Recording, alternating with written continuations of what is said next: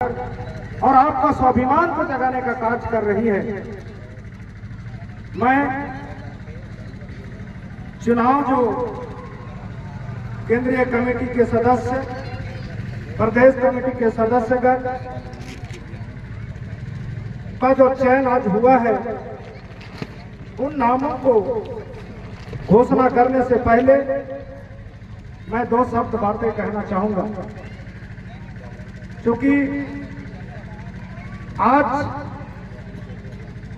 Sarna court की बात हमारे बंधु कर रहे थे। निश्चय ही हम लोग सरना कोर्ट की लंबी लड़ाई लड़ने का ठाना है और धीरे धीरे ही सही आगे बढ़ा है। एक महत्वपूर्ण बात यह है कि कोई भी मांग अंतिम रूप देने के लिए उसका 3 चरण होता है। पहला चरण होता है कि आपके मुंह से निकला हुआ आवाज, चाहे जिस किसी के भी मुंह से ये शब्द निकला हो, वो धन्यवाद के पात्र हैं कि उन्होंने सरना कोर्ट की बातें की। और जब वहां से निकलता है तब फिर धीरे धीरे लोगों के दिलों में जगह बनाता है, जिससे हम ग्रासरूट भी कह सकते हैं, यानी जमीनी स्तर पर। और ये पहला चरण होता है। और दूसरा चरण जो होता है वो पढ़े लिखे बुद्धिजीवी के माइंड में जाता है। और ये चीज आज बुद्धिजीवी के माइंड में जा चुका है ग्रासरूट से ऊपर उठकर। और आज बुद्धिजीवी से ऊपर उठकर जब अंतिम उसका निर्णायक दौर में जब आता है, तब वो राजनीतिकरण की ओर चला जाता है।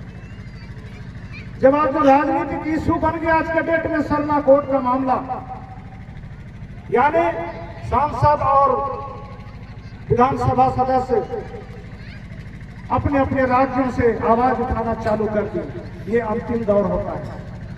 और इसके बाद धीरे धीरे ही सही आपका जैसे जैसे आवाज मुखर होता जाएगा, वो चीज एक दिन आपको हासिल होकर रहेगी। क्योंकि हम लोग झारखंड आंदोलनकारी हैं, इसलिए जानते हैं कि कैसे शुरुआत में जब हम लोग आंदोलन कर रहे थे तो लोग हंसते थे, कहते थे कि ये आदिवासियों के मांगने से क्या झारखंड अलग राज्य होगा। सारे साधारण बंधु, जिसको आज हम हिंदू भी कह सकते हैं, हंसते थे लोग। लेकिन समय एक ऐसा आया, धीरे धीरे वो बुद्धिजीवियों के माइंड में गया। जो स्थानीय लोग हैं यहाँ साधारण भाई, वो भी समझने लगे कि झारखंड क्यों अलग होना चाहिए। और उसके बाद धीरे धीरे पॉलिटिकल इशू बना और अंततः सरकार में लड़ाई लड़ते लड़ते अटल बिहारी वाजपेयी का पीरियड आया, उन्होंने अलग किया और आज झारखंड अलग किया। लेकिन मैं एक बात कहना चाहता हूं कि जो झारखंड अलग राज्य हुआ, इसके पीछे 2 नाम आया था, एक वनांचल और दूसरा झारखंड। और वनांचल नाम देने वाले कौन थे? वनांचल नाम देने वाले ये वर्तमान सरकार जो भाजपा है, भारतीय जनता पार्टी। जब अटल बिहारी वाजपेयी तत्कालीन प्रधानमंत्री हुआ करते थे, उन्होंने वनांचल बिल पारित करके उन्होंने बिहार सरकार को भेजा। और एक तरफ लालू प्रसाद यादव, जो आज एक दबे कुचले लोगों का आवाज बन के निकला, उन्होंने कहा कि जब तक झारखंड नाम का बिल नहीं आएगा मैं हस्ताक्षर नहीं करूंगा। मजबूर होना पड़ा सेंट्रल गवर्नमेंट को, और उन्होंने वनांचल बिल को खारिज किया और झारखंड को पारित करते हुए झारखंड अलग राज्य करने के लिए मजबूर किया। तो जस्ट लाइक ऐसा ही है कि उसका वनांचल नाम रखने के पीछे क्या मकसद था। आज हमारा सरना कोर्ट को भी हटाने के पीछे उनका मकसद को समझिए आप। ये कौन लोग हैं? क्यों आपको कोर्ट नहीं देना चाहते हैं? उनकी मंशा क्या है? आपको पहचानना होगा। और इसी पहचानने का नाम आज राज्य पढ़ा प्रार्थना सभा। अभी भाई बोल रहे थे आरएसएस की नाम। आरएसएस क्यों नहीं देना चाहता है? मैं एक छोटा सा किस्सा बताता हूं। जब इस देश में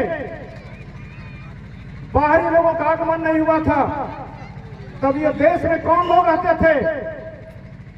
तब पूरे भारतवर्ष में आदिवासी लोग रहते थे। हिंदू नाम का कोई चीज नहीं था, मुस्लिम नाम का कोई चीज नहीं था, ईसाई नाम का कोई चीज नहीं था। तब इस भारत देश का नाम जम्बूद्वीप था। और धीरे धीरे कुछ वर्षों बाद जब भारत देश का सभ्यता धीरे धीरे आगे बढ़ने लगा और हड़प्पा मोहनजोदड़ो की सभ्यता जो विश्व का एक विकसित सभ्यता मानी जाती है, वहां हमारे लोग बहुत तरक्की किए। और तब जिसको यूरेशियन कहा जाता है, जिसको आज आप लोग अभी आरएसएस बोल रहे थे, ये यूरेशियन में से दो अगुवा थे, अंगिरा ऋषि और इनके साथ 150 लोग भारत में प्रवेश किए।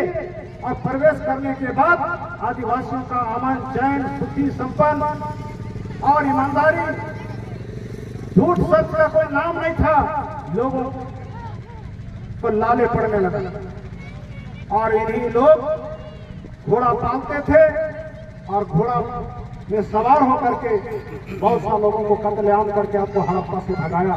और वही भागे हुए लोग हम लोग आज भारतवर्ष के कोने कोने में हम लोग फैले।